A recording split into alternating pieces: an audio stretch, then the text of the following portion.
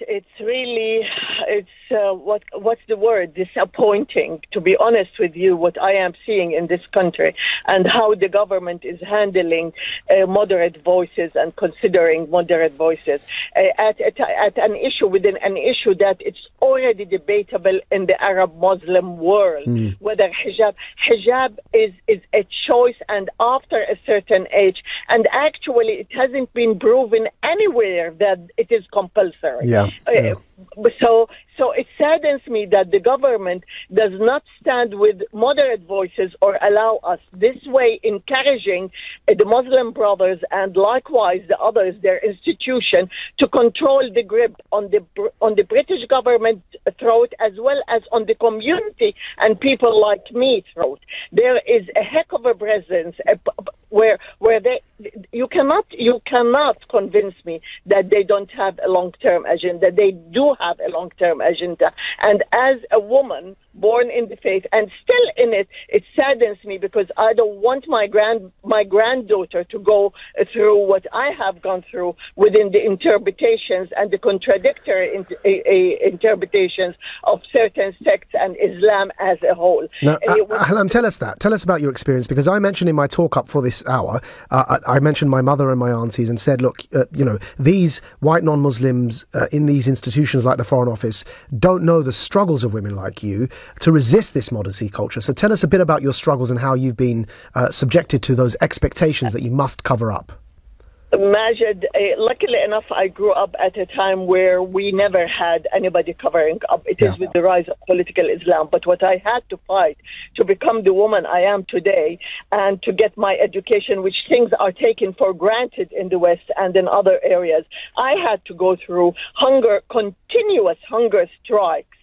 I really prefer to die at one stage of my life rather than live under the thumb of every male in my family and the community pressure.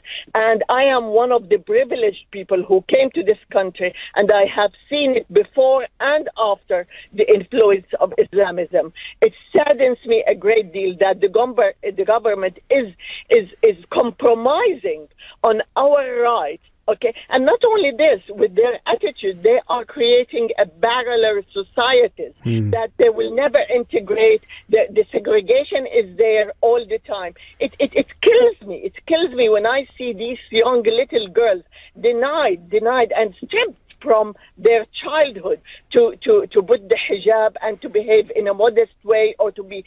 We have to think equal. We want to destroy the gender gap. We already in the West, at least there are grievances about the pay gap, but our grievances as Muslim women goes way further, much harder.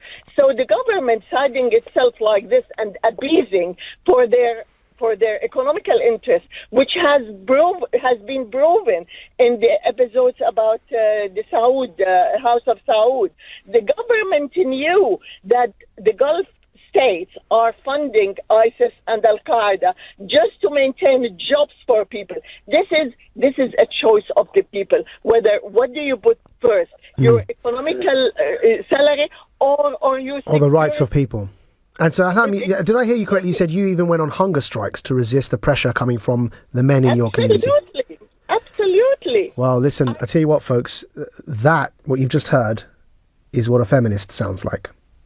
And that's my point, that there are women like Ahlam who've struggled within the community to assert her own being and her existence despite this pressure. And a World Hijab Day in the Foreign Office only reinforces the culture and the institutions and symbolism of patriarchy and misogyny within Muslim communities. The hijab, in the name of modesty, is a tool of control and oppression on Muslim women. Ahlam, I'm going to give you the last word before I go to the news headlines. You still there? Did we? Oh, so Ahlam, go for it. Sorry, start again.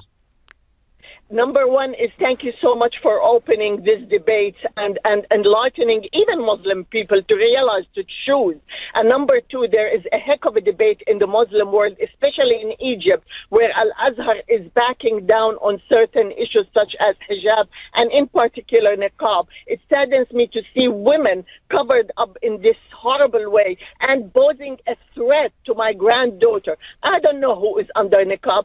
Hijab is a choice, but a choice when you make it yourself at a certain stage, and it doesn't differ from a Christian woman entering the church in the old days or these things. So who are we